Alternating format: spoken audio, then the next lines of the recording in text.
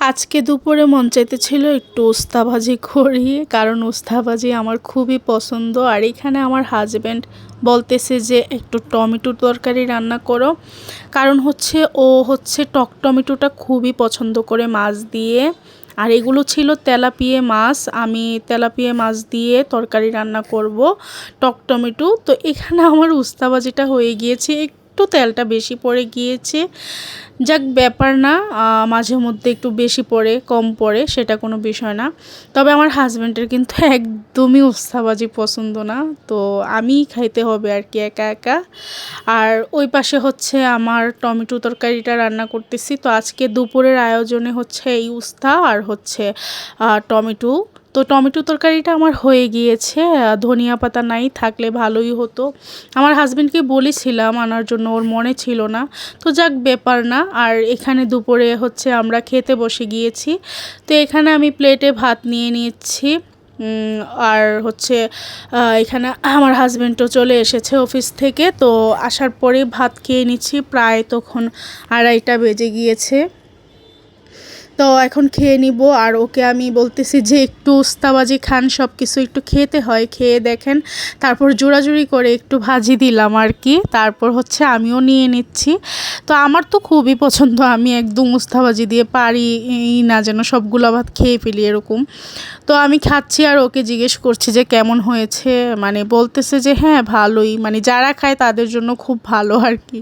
ও তো তেমন একটা পছন্দ করে না, তারপরেও বলেছে যে ভালো লেগেছে। আর আমি তো খাচ্ছি, আমার কাছে খুব ভালো লাগছে। আর ও এখন টমেটো তরকারি নিয়ে নিচ্ছে, কারণ ওর আবার এই টক টমেটোটা খুবই পছন্দ মাছ দিয়ে। আমারও আবার ভালো লাগে। এখন ওই যে একটি লাল টমেটো আছে না বের হয়, ওইগুলো আবার মাছ দিয়ে রান্না করলে ভালো লাগে না, কেমন মিষ্টি মিষ্টি লাগে। আর এখানে যে সিদ্ধ মরিচ দেখুন আমি খাচ্ছি একদম ভাজির সাথে, আমার এই সব মরিচগুলো খেতে ভালোই লাগে। তো এখানে আমিও টমেটো তরকারি নিয়ে নিচ্ছি আর কি। তো আসলেই মানে টমেটোর তরকারিটা কিন্তু মজাই হয়েছিল। আর আমারও একটু ঠান্ডা, তো এইসব টক টক জিনিসগুলা কিন্তু ভালোই লাগে, ঠান্ডাতে টক জিনিস ভালোই লাগে। আর বড় মাছ খেতে খেতে একদম ভালো লাগে না, সে কারণে একটু ছোট ছোট তেলাপিয়া মাছ এনেছিলাম। আর খাওয়া দাওয়া শেষ আমাদের, তো আমি টেবিল থেকে সব কিছু নিয়ে নিলাম, গুছিয়ে নিচ্ছি। আর এখানে আমি কিছু মুরগি পালি শহরে। আসলে একটু মুরগি পাললে দেখা যায় কি, খাবার টাবার নষ্ট হলে এগুলো মুরগিকে দিলে মুরগি খেয়ে ফেলে, আর চাহিদাগুলোও পূরণ হয়। দেখা যায় আপনার খাবার নষ্ট হয় না, মুরগি থাকলে খাবারটা দিয়ে দিলে নষ্টও হলো না, মুরগিগুলো খেলো, আবার মুরগিও পাললেন। তো খাওয়ার পর আমার হাজব্যান্ড তো মানে কিছু না কিছু দিতেই হবে ওকে।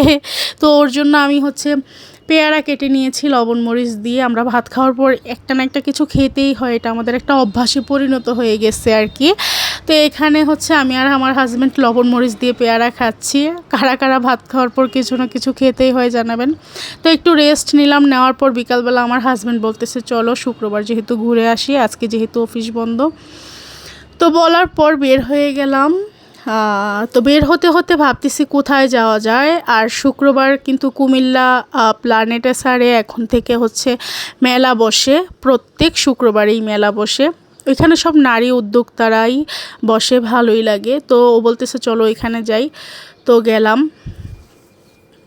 তো ওইখানে যাওয়ার পথে ও বলতেছিল যে বাইকে তেল নাই, তেল নিয়ে নেবে। আসলে এক টান দিচ্ছে বাইক, মানে একদম মেলায় চলে গেছি। পরে যাওয়ার পর বলতেছে বাইকে তো তেল নাই, যাইতে যাইতে শেষ হয়ে যাবে। পরে আবার রিক্সা নিয়ে ওই তেল নেওয়ার জায়গায় গেলাম, তেল নিল। আসলে আসার পথেই কিন্তু দেখেছিলাম, বাট দুইজনের একজনেরই মনে নাই। পরে আবার গিয়ে তেল আনলাম, এনে তারপরে ও তেল ঢেলে নিচ্ছে দেখুন, মানে কি একটা মনেই নাই। তারপর এখান থেকে ও বলতেছে চলো মেলায় যাই। এই যে মেলাটা, তবে এটা সন্ধ্যার পরে খুব ভালো বসে আর কি। এখানে আমরা একটু বিকেল টাইমে চলে আসছি, সে কারণে এখনও জমজমাট হয় নাই। এখানে কিন্তু সন্ধ্যার পর খুবই জাঁকজমট হয়, কারণ অনেক মানুষ হয়। আর এখানে সব নারী উদ্যোক্তারা একদম হোমমেড খাবার সেল করে, কেউ পুডিং, কেক, রোল, পিঠা, বিভিন্ন পিঠা এগুলো সেল করে। আর এখানে 3 পিস, আর এই যে মেহেদি, হ্যাঁ, অর্গানিক মেহেদি, হ্যান্ডমেড চুড়ি এগুলো সেল করে। আর এখানে প্রফেশনাল আর্টিস্ট দ্বারা মেহেদি দেওয়া হয়, এটা আমার খুব ভালো লাগছে। আর শাড়ি আমার তো খুবই পছন্দ, তো শাড়ি দেখে আমি আমার হাজব্যান্ডকে বলতেছি দেখেন এখানে শাড়ি বিক্রি করছে, পরে বলছিল নিবে নাকি, আমি বললাম না এখন আর নেই না। এখান থেকে তারপর হচ্ছে ওর একটা সুন্দরবনে পার্সেল এসেছে অফিসের কাজের, তো ওইখানে গেলাম, যাওয়ার পর ও নিয়ে নিল।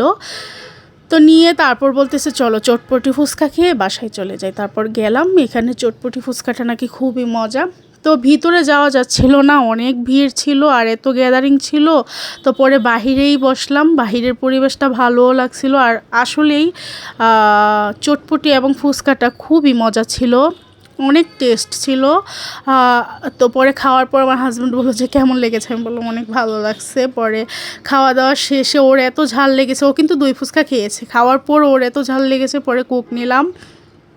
তারপর খেয়ে দিয়ে বাসায় চলে আসলাম। আসার পর বলতেছে চা বসাও, আর চা তো আমাদের সন্ধ্যার পর খেতেই হবে। আর ও যদি বাহিরেও চা খেয়ে আসে, বাসায় এসে আগেই বলবে যে চা বসাও, চা খাই। মানে আমি যদি বলি যে খেয়ে আসছেন, তারপরেও বলবে বাসায় এসে চা খাইতেই হবে, এরকম একটা অবস্থা। পরে চা বসালাম, বসানোর পরে হচ্ছে ওকে চা দিলাম, এই তো চা বানিয়ে নিচ্ছি আর কি। পরে আমরা দুজন চা খেয়ে নিব। তো এই তো আসলে সন্ধ্যার দিকে চা না খেলে ভালো লাগে না। তো এই তো চা বানিয়ে নিলাম, এখন একটু রিল্যাক্সে চা খাবো। তো আজকে এতটুকুই, কথা হবে অন্য ভিডিওতে। আল্লাহ হাফেজ।